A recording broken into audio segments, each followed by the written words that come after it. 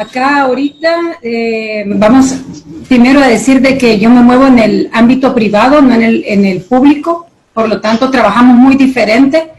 En el ámbito privado estamos trabajando, por ejemplo, con tratamientos desde las primeras 48 horas y el tratamiento ocupando antiinflamatorios, antigripales desde un principio con una recuperación en el 6º día totalmente. Excelente. Excelente, doctora. Un proceder médico, correcto. Así es correcto. Hemos actuado independientemente, con criterio personal, con los conocimientos que tenemos, no nos hemos dejado llevar por lo que nos dicen. Y creo que tenemos que aclarar, doctora, si te parece, a Marcelo y nuestros demás oyentes, que el SARS, el virus de insuficiencia respiratoria grave, produce una inflamación a nivel bronquial, broncopulmonar, con liberación de citoquinas que son las que generan el cuadro de compromiso respiratorio o pseudoasfixia. Entonces, la institución del antiinflamatorio inmediatamente detiene esa liberación de citoquinas inflamatorias y en 48 horas generalmente el cuadro grave pasa, como acaba de decir mi colega en El Salvador, a quien felicito nuevamente. Por esa independencia de criterio actuó como médica, para ello se formó, de acuerdo a los casos que tiene y no a lo que la televisión y los medios masivos están difundiendo. Me parece que es así, ¿verdad? Sí, es correcto, doctora Chinda. La verdad es que lo que a mí me dio un gran pesar es ver cómo los doctores se dejaron engañar.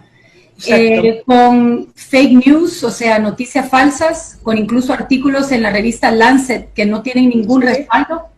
Incluso si lo ves desde un punto de vista microbiología, bioquímica, que es mi posgrado, no tiene sentido, ¿verdad? Son irrelevantes. Hablan de que el virus se pega a una enzima ACE, cuando el virus jamás se pega a una enzima, se pega a un receptor ACE. Y o que puede sobrevivir en el papel. Usted no sé si pasa en Salvador, querida amiga, acá en los supermercados diciendo que no usen dinero porque el virus, por Dios, que se contagia por el papel. Así que hay virus Superman que pueden sobrevivir sin células en todos los objetos. Tenemos que tirar todo lo que estudiamos en medicina, de virología. Estamos de acuerdo. Un tomarlo de pelo. Es increíble, querida colega. Esa era parte de todo. Parte de todo era crear este ambiente de miedo, porque era la única forma de paralizar no solo al gremio médico, sino paralizar a la humanidad. Cuando tú lo que esperas es una catástrofe, entonces muchas veces el miedo no te deja pensar ni actuar como normalmente actuarías. Lo hubieras hecho, te bloqueas. Doctoras, tenemos a dos doctoras, un empresario y mi persona. Muchas personas en las redes sociales nos estaban preguntando entonces, ¿por qué tantos muertos? ¿Por qué tantos muertos que supuestamente son del coronavirus?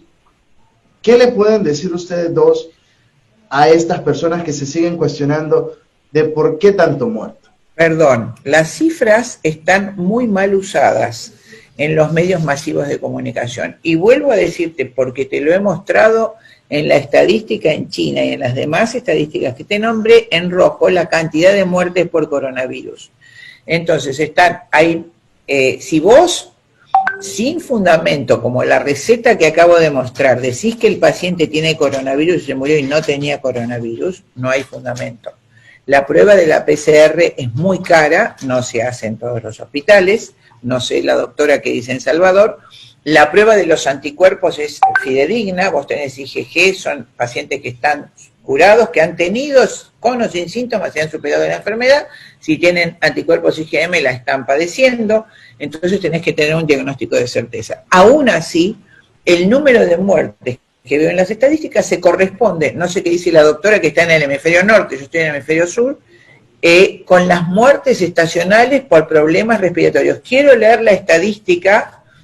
Doctora Barrientos, usted que está en El Salvador, ¿cuál es el ambiente allá ahorita? Yo soy salvadoreño. ¿Cómo se ve la situación allá en El Salvador?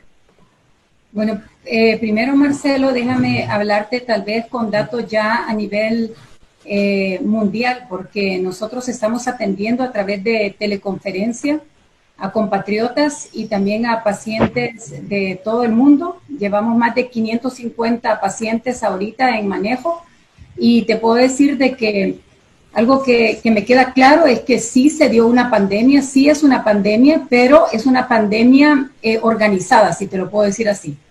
No es algo que haya salido naturalmente ni que se haya dado de la manera que se hubiese dado si hubiésemos los doctores trabajado de la manera correcta con protocolos, con antiinflamatorios, con descongestionantes, antigripales. Entonces, lo que sí te puedo decir es, número uno, se creyó que estábamos ante un virus mortal, porque si tú no das tratamiento a un paciente, y eso es lo que tiene que quedarle claro a la población, tú vas a ver las peores consecuencias de eso que está viviendo.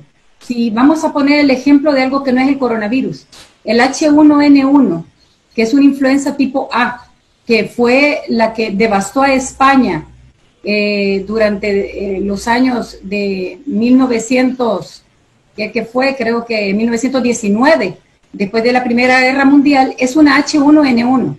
Eso significa que en aquella época no teníamos las ventajas de la medicina que hoy tenemos y por eso murió tanta gente.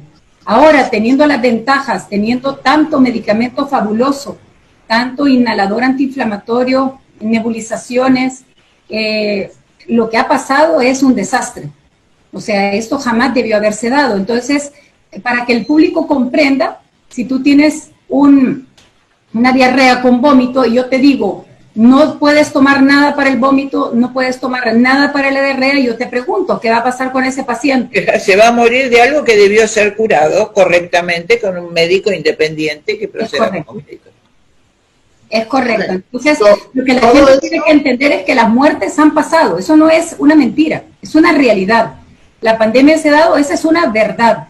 Aquí lo que queremos tratar de explicarles es que se ha dado porque hemos tenido un protocolo incorrecto a nivel de salud pública y que además de eso se reforzó por ministros como el de Francia, Oliver, que dijo de que no se dieran antiinflamatorios tipo ibuprofeno.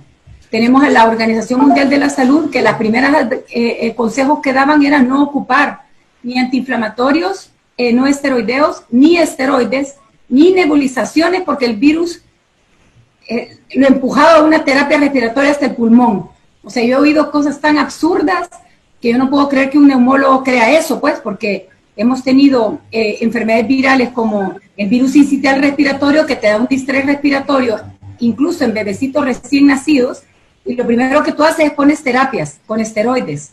Y eso no hace que el virus llegue más rápido o menos rápido. O sea, al solo respirar, lo que respira llega hasta pulmón, te guste o no te guste. Doctora Barrientos, ¿cómo están manejando ustedes? ¿Con qué tipo de medicina están curando, por decir así, a los pacientes de escasos recursos de El Salvador? Porque obviamente El Salvador es un país con una pobreza muy grande, como muchos en Latinoamérica. ¿Qué es lo que la gente debe de hacer, obviamente, en un caso dado, tenga los síntomas o sea diagnosticado con el COVID? Y la misma pregunta va para la doctora Brandolino. Ok, la respuesta que te voy a dar es como médico independiente privado. No te puedo hablar a nivel de salud pública porque el protocolo va siguiendo a la Organización Mundial de la Salud. Por lo tanto, acá en El Salvador, el protocolo para la salud pública es acetaminofén y loratadina. Eso es todo. Acetaminofén lo tenían estipulado 3 días y loratadina 5 días. Eso era todo el manejo que ellos tenían. Entonces, como tú verás, es un manejo meramente sintomático del dolor, de la fiebre, y en los niños incluso en la fiebre sabemos los médicos, sobre todo los que tenemos un posgrado en farmacología, que el acetaminofén o paracetamol, si tú no lo combinas con ibuprofeno, no es tan buen antipirético. Por lo tanto, a nivel privado, lo que se está haciendo y a nivel de lo que hemos hablado de la telemedicina a distancia, hablando de más de 550 pacientes alrededor del mundo, o sea, muchos países en Europa, incluso países muy desarrollados como Dinamarca y Suecia, tenemos pacientes allá, Inglaterra, España, Francia. En Estados Unidos, la parte norte está sufriendo mucho, Nueva York, Nueva Jersey, Virginia, ¿verdad? Washington, Boston, Massachusetts, también están pasándola muy, muy oscuro. Y eso es porque todo el manejo es acetaminofén, irse a su casa y esperar a que se ahoguen. Entonces, el tratamiento realmente es antiinflamatorio desde el primer día. Los primeros 2 días que los síntomas son muy parecidos al gripal o a cualquier proceso viral, ya el dolor de cabeza fuerte, el dolor de cuerpo te está indicando un proceso inflamatorio. Entonces se inicia con ibuprofeno 400 miligramos 3 veces al día por 6 días, y si tenemos síntomas gripales como congestión, rinorrea, dolor de garganta, comenzamos con un antigripal de buena calidad 3 veces al día por 6 días también. Al segundo día la mejoría es impresionante. Y al quinto día, sexto, el paciente está sano, como que nunca pasó nada.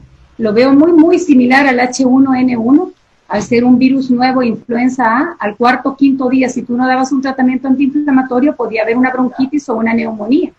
Entonces, no estamos ante algo muy diferente. Entonces, lo más importante es, ojo, los médicos tienen que despertar. Sobre todo aquellos doctores que somos médicos de vocación, no por dinero, aquellos que realmente nos interesa la salud pública, nuestros pacientes, es un despertar y despertar pronto, para que estos protocolos cambien y veas tú lo que nosotros estamos viendo. No tengo por qué decir lo contrario. Tenemos nosotros ya muchísimos videos grabados de los pacientes curados. Hemos sacado adelante inclusive pacientes que tienen 21 días de fiebre. O sea, casos donde yo te digo, hemos llorado. Padres de salvadoreños que nos han llorado cuando nos han pasado los contactos de sus hijos. Entonces, yo te dije ya ahí el manejo, ¿verdad? Y para mí debe ser público, así como Texas ya está ocupando ibuprofeno, Miami, quiero ver qué hospital, la Mayo Clinic tiene como primera línea ibuprofen. Entonces tenemos que mover a los hospitales, sobre todo del norte y de Europa, a hacer estos cambios rápidamente y a enterarse que tú no tienes por qué seguir un protocolo fraudulento, tú no tienes por qué hacer caso de algo que no tiene lógica científica ni clínica. El médico tiene que seguir lo que ha vivido en su experiencia en sus consultorios y ser muy independiente, porque entonces es como que un abogado de un lineamiento de cómo hacer un contrato y todos lo hagan así como él ha dicho, sin que tú profundices lo que se te está ordenando. Hablaba era de que en el Perú una persona hablaba del hecho de que si cuando había neumonía, es una neumonía típicamente viral o había algún tipo de microorganismo involucrado, o algo así era su pregunta. Entonces, sí es muy importante esto, porque en pacientes que ya tienen más de 5 días de proceso inflamatorio sin un tratamiento antiinflamatorio, va a haber una sobreagregación bacteriana. Bacteriana, como yo lo expliqué hoy. Por lo que tienes que dar antibiótico. Correcto. Entonces, es muy importante, porque muchas veces hay pacientes que llevan 5 o 6 días enfermos y quieren tomar un antiinflamatorio, pero si no le combinan con antibióticos, van a creer que la fiebre es por el Advil o por el naproxeno, y no, se equivocan. Es por una bacteria y por lo que hay que dar un antibiótico al mismo tiempo que el antiinflamatorio. Vas a tener éxito, rotundo éxito. El paciente se va a recuperar. Doctora, exactamente, creo, Marcelo, que yo lo dije eso al principio, exactamente, casi con las mismas palabras que la doctora. El desconocimiento, desgraciadamente, o como vos decís, paralizado por el miedo, la infección viral se complica después de unos días con infección bacteriana. La neumonía bacteriana es la complicación típica de estos virus. Entonces allí hay que agregar el antibiótico adecuado y uno no tiene ningún problema. Lo dije justamente antes de que llegaras al programa porque me impresiona cómo están los medios masivos difundiendo que la gente se muere por neumonía, por el COVID-19, como si el COVID-19 que... O sea, así que bueno, lo has aclarado magníficamente. Bueno, yo creo que me gustaría cerrar con algo importante. Número 1, sí ha habido una cantidad de muertes enormes en Europa y en el norte de Estados Unidos. Algo así como 18 de cada 100 enfermos, eso no es normal. Segundo, que los protocolos han sido totalmente errados. Italia rompió relaciones con la Organización Mundial de la Salud. Estados Unidos también está viendo exactamente lo mismo. Entonces, lo que yo quiero decir es que si los protocolos hubieran sido correctos desde un principio, jamás hubiéramos visto la mortandad que hemos visto. O sea, yo realmente lo he considerado un genocidio. O sea, yo he llorado, he sufrido al lado de muchísimos pacientes alrededor del mundo y pienso de que es hora de que los médicos agarren posturas. Me parecía como que éramos sordos, ciegos y mudos. No sabía dónde estaban los neumólogos. No sabía dónde estaban los intensivistas, dónde estaban los grupos médicos unidos hablando de cómo se han tratado toda la vida las enfermedades respiratorias agudas inflamatorias. Y que todas, no solo el COVID-19, las causadas por influencias nuevas, parainfluencias, sincitial respiratorio, todas. Si no das a tratamiento correcto, toditas van a terminar en neumonía, van a terminar en una vasculitis que va a dar un derrame de líquido del suero hacia afuera, dando derrames pleurales, causando la salida de glóbulos rojos que se destruyen y eventualmente la coagulación intravascular diseminada. Eso no lo da el COVID-19, lo da la inflamación pulmonar sin retroceso por no dar antiinflamatorios. Agradezco haberme invitado. Realmente solo soy un médico en El Salvador, no soy alguien conocido, no soy alguien de premios, pero lo que te puedo decir es que soy un médico que amo lo que hago y mi intención es salvar a la mayor cantidad de pacientes. Gracias, Marcelo.